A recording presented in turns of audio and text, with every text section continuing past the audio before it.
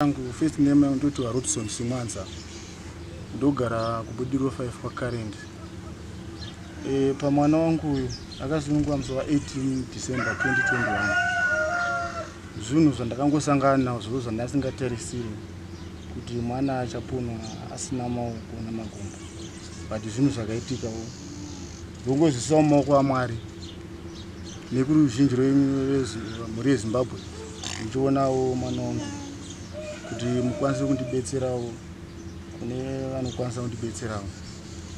Akasunungirwa pamba tikazobva tikahaya mota kuenda kuMufakosi kuchipatara azotransfera kuenda kuHarare hospital. Vakaita mazuva anokwanita 4 days vari muchipatara. Rechi 5 ndipo rakazoburiswa. Zvanza mwana ari right vachimbomuongororawo kuti kungapanga pane dambudziko rinenge riripo pari. Patakazonzaiwa mwana ari right endai naye kumba. Mupota muchiuya naye kuno kuchipatara tichimuona chimudresa. Saka ndizvo zvatiri kuita kuti topota tichienda kuchipatara ikoko sezvanenge vachingutaurira. Panguva yacho yanga iri nguva yeCovid. Ndaipota ndichienda hangu kuMaricho kwandichitiwo mapiswei. Saka ndaivati potai muchienda kuchipatara muchinonyoresa. Saka vaidzoka vachitaura kuti tanzi nhasi harisi kushanda nekuda kweCovid. Saka imi madzimai makazvitakura endai kumba tokwanisa kubatsira kune vanenge vakasununguka ndo vatokwanisa kubatsira. Asi imi kana maitawo dambudziko munokwanisa kumhanya kuuya kuno kuchipatara tokudhiresa pane dambudziko ramunenge masangana. Saka zvinhu zvakazongoitikawo hazvo zvokuti vazongoponerawo kumba zvinhu zvatasingatarisire.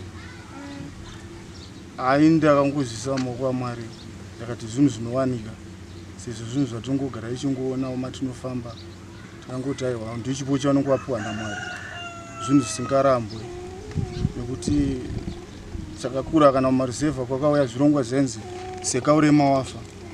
Nyange uri mukuru nyange uchifamba uchienda kubasa unogona kuti accident ukaremara. Saka zvinhu zvandakagamuchira kusitenda ngoti aiwa Mwari vakonzeresa hapana marambiro andingazviite. Ndangozvigamuchira zvakadaro. Ndinonzwa kufarira mwana wangu wandakapiwa naMwari nokuti chipo mwana chipo chinobva kuna Mwari. Haana zvaakambosiyana nevamwe vandakabereka. Ndinongogamuchira zvakadaro. Saka ko zvino chinhu chandakuchemawo nacho kuzoona ndotaura ndatsvagawo nhamba dzenyu nokuuya kwamaita nhasi tiri pano. Ndakafarira kuti kune zvirongwa zvinoitwa zvakasiyana siyana zvinoburikidzawo kundisesekedza pakuchengeta mwana wangu. Nyangwe ndinaye haasi wangu ndewedu chesu. Saka ndachikumbirawo mhuri yeZimbabwe kuti igonewo kundibetsera pane dambudziko remwana wangu. Zvimwe zvacho chandingagona kumupa mukaka asi zvimwe zvose zvandingakwanisi hazvidi ndiri ndoga zvinoda kusesekedza. Ndofunga kupona kwandakaita ndakazvitakura. Ndobva ndaenda kuchipatara paCurrent ndobva wanditi imbodzokerai nguva yatiri inoyi inguva yeCovid saka hatisi kutambira vanhu vakawanda. Anenge arwadziwa anouya kuno kuchipatara akabata mari yake. Ndofunga nguva iyo taibviswa $25 vese. Saka ndakabva ndangochengetawo mari yangu. Pandikarwadziwa ndobva ndakabva ndaponera kumba. Ndaponera kumba ndobva ndatinosungirwa mwana wangu koti kuMufakosi. Mufakosi ndobva wazonditransfera kuHarare hospital. Ndobva vanditambira. Kunditambira kwavakandiita ndakagara ndofunga 4 days ndiri muchipatara. Mwana akabva abuda yelo. Ndobva ndanzi chimbogara kusvika mwana yelo yapera. Ndobva ndagara 4 days. Mwana akabva anzi aita zvakanaka maresults auya kubva kwadhokita. Ndobva ndabuditswa. Asi kundibuditsa kwavakandiita vakandipa tsamba yavakandipa. Ndobva vanditi munoya kuchipatara chipi? Kuchipatara kwandinoenda kunoitwa kune chirongwa chinoitwa chevana vakaremara. Ndokwandakaenda kuimba yatinosvikira pari zvino kwandinoshedzwa. Saka vanondipawo mazuva. Apa vakanditi unozodzoka naye mwana ane gori CRU. Unozodzoka mwana akwanisa gori kuti uzoona kuti anenge akuda zvipi. Ko zvino dambudziko randiri kusangana naro mwana wangu akura zvoti angadai kukambairawo ndichiti achizvifambira ega. Saka ikuti ndinogara ndinaye sana ndakudawo kuti dai ndakwanisa kuwana wheelchair kana kuti mawoko nemakumbo anokwanisa kuti mwana aone chokubatsirika nacho. Noti pandikaenda kwadhokota iko zvine zvakanditi mwana angadai ane maoko angadai akudzidza kudi kutora chikafu ega achiisa kumuromo. Saka zvinhu zvandiri kuda kuti muwane munhu anokubatsirai maoko nemakumbo. Saka vakabva vandipawo nhamba dzacho dzavakandipa kuti mukwanisa kufona. Ndakadzifona nezuro vakati tichasvika pamemuri noti maoko acho atinawo nemakumbo ndiye vanhu vakuru. Saka zvezvi zvichida tichiona mwana pamukuti mwana achiri mudiki ane 9 months. Saka ndakangomirira kuti kana vauyawo ndovomuona vozokwanisa kumugadzirira maoko.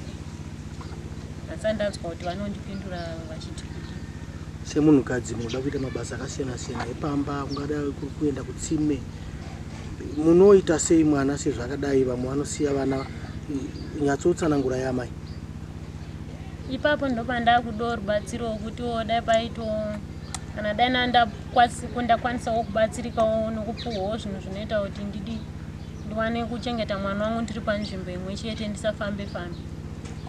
Pakufamba kwandinoita ndichifamba kana kuti even ngava pabhazi kana pachii, vanhu vanenge vari kungokwenyana kuti honai mwana wayo zvaari hatisati takamboona zvakadai.